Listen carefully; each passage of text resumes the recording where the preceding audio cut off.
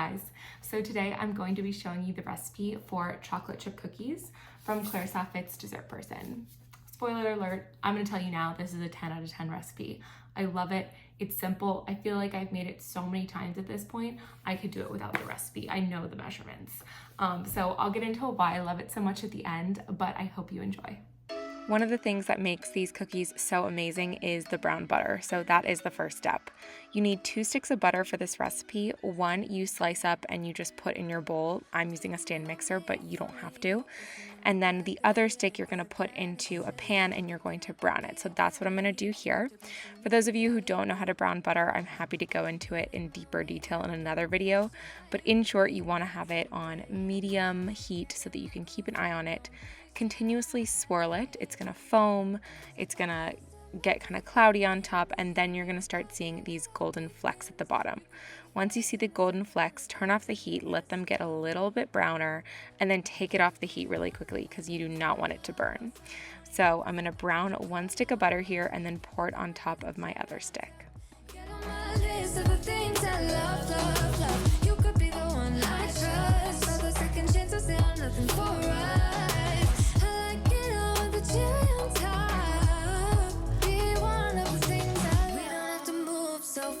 Baby, I will show you how you can catch my vibe. And right away, got so much time looping in the blurry lights.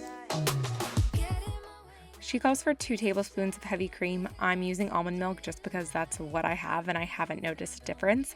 But pour that on top of the butter and then let it cool. You can have it be warm but not hot for the next step. So while I'm letting that cool, I'm going to chop up my chocolate.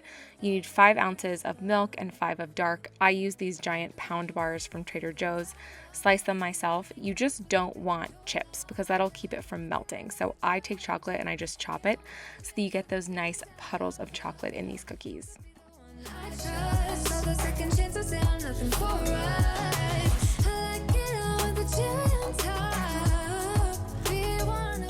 The chocolate will come back in at the end. So now to my stand mixer with the butter and the heavy cream, I'm adding 3/4 cup of granulated sugar as well as 3/4 cup of brown sugar. You're going to whip that together. It doesn't need to be too light and fluffy, but you want it to be really well incorporated and a little bit lighter in color.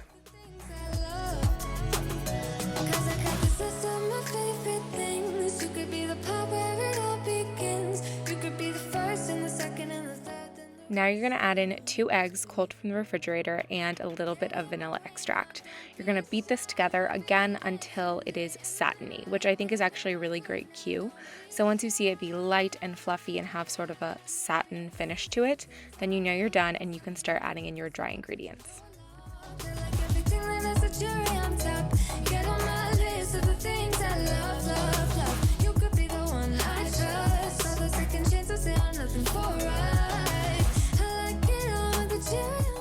Now for your dry ingredients, you have all-purpose flour, kosher salt, and baking soda that you've mixed together in another bowl so that it's well incorporated. Add that into your stand mixer and begin to whisk it all together.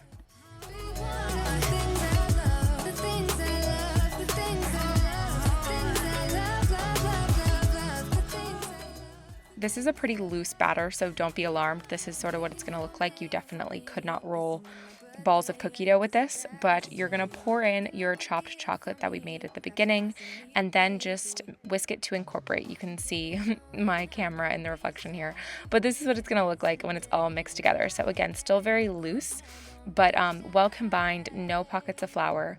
You're going to put that aside for about 5 minutes to let it harden up and then scoop it into cookie dough balls. This just makes it a lot easier because you're going to have to chill this and you don't want to have to chill it when it's in one big block and then scoop it.